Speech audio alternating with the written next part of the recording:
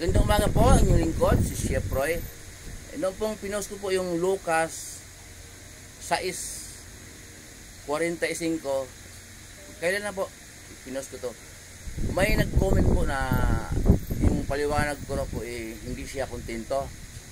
Okay. Kaya basahin ko uli ngayon. Pakinggan po ninyo. Siguro dapat video prangka. Total Bible ito salita ng Diyos. Pwede naman prangka ang paliwanag. Ganito po, pakinggan po ninyo ulit. Babasahin ulit yung lingkod. Lucas 6:45. Ang mabuting tao ay naglalabas ng mabuti mula sa kanyang pusong sagana sa kabutihan. Samantalang ang masamang tao naman ay naglalabas ng masama mula sa kanyang pusong puno ng kasamaan, sapagkat kung ano ang nag-uumapaw sa kanyang puso ay siyang sinasabi ng labi. Yun po. Yeah. Yung pong sinabi ko po noon, yung mabuting tao naglalabas ng mabuti sa kanyang bibig. Mabuti ang nilalabas. Yung masamang tao, masama ang lumabas sa kanyang bibig. Kahit galawan. Okay? Ang sasabi ko po na pagka ang tao, yung galawan sa mundo, yung kabutihan na nakikita natin, tayong mga tao na gumagalaw sa mundo, yung nakikita natin po, ibang klaseng kabutihan kaysa kabutihan na tinutukoy ng Bible. Salita po ng Diyos to. Medyo kailangan po ng prangka para hindi, kaya sabi nang nagko-comment kasi hindi siya content sa paliwanag. Sample po, noong bata pa ako, mayroong salita na mayroon akong dalawang kausap na lalaki, medyo may edad na. Sabi ng isang lalaki, bilib ako sa kumpare kong ito, napakabait. Biruin mo, paring Roy, nagtanan kami ng pangalawa kong asawa. Nagtago kami kasi nga may asawa siya, may asawa din ako. Nagtago kami, pinatago kami doon sa bahay niya ng ilang linggo bago kami nakahanap ng uupahan na bahay. Sa kanila kami pinatago. Talagang iniingatan kami na wag malalaman ng mga asawa namin. Napakabait ng taong ito. So, yun kung ang tao mong titingin, napakabait mo. Okay? Pero hindi sa Diyos yun. Kaya magkaiba po meaning ng kabutihan kung ang tao ang tumingin kaysa kabutihan pag ang Diyos ang tumingin. Kabutihan po yun. Di ba sabi ng kumpare niya, napakabait. Okay? Kabutihan. Humanga siya, mabait. Pero kasalanan niyo sa Diyos. Okay po? Okay. Isa pang sample po, wag tayong lumayo.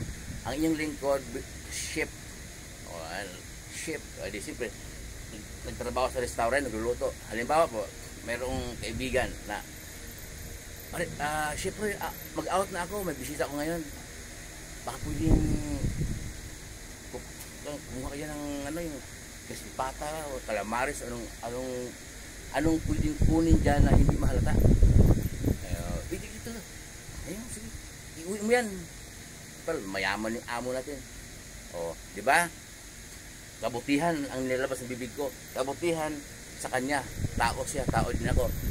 Pero sa Diyos, hindi kabutihan. Kaya magkaiba po yung kabutihan na ang sinasabi ng Bible, salita ng Bible po, ang kabutihan. Ang taong masama ay naglalabas ng masama sa kanyang bibig. Pati galawan niya, masama, makikita mo. Yun pong ibig ko sabihin. Kung ang kabutihan po ng tao, ganun suportahan ka kahit mali ka. Pero dapat ang ilalabas ng kabutihan, huwag masama yun. Magbayad ka, o kaya pupunta ka sa counter, magparesibo ka, ipagluto kita ng calamares ba, o kasi pata ba, anong gusto mo. Tapos pwede mo na utangin, kaysa naman ganun na nakawin natin. Yun po ang kabutihan na ilalabas. Di po, sa Diyos yun. Diba? Pero ayaw niya yun, ayaw ng tao, ayaw ng kapwa mo. Sungit naman, sit-sit, diba? Yun naman doon sa kumpare ko naman na tinatago niya yung nagkatanan na parang may asawa. Kung sasabihin niya na mula sa Diyos ang kanyang kabutihan, wag, masama yan. i-report pa yan sa kanya-kanya pamilya. Ay, dito para hindi matuloy ang balak nilang masama. Yun, kabutihan yun. Yun ang gusto ng Diyos.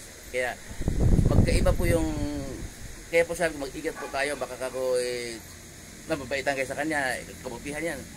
Para, yun, labag yun sa kalooban ng Diyos. Ang kabutihan po sinasabi dito sa Bible, salita po ito ng Diyos. Bible to eh. Kaya ang kabutihan po, tingnan natin kung sa Diyos ba yan. Kung malumano yung magsalita, kabutihan agad.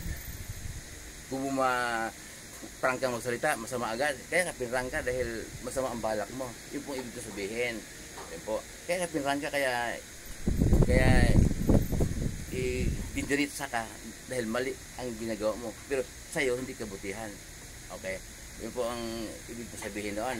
Muli po yung lingkod, si Proy. Kumusta po yung lahat? Pagparayan po tayo ng Diyos.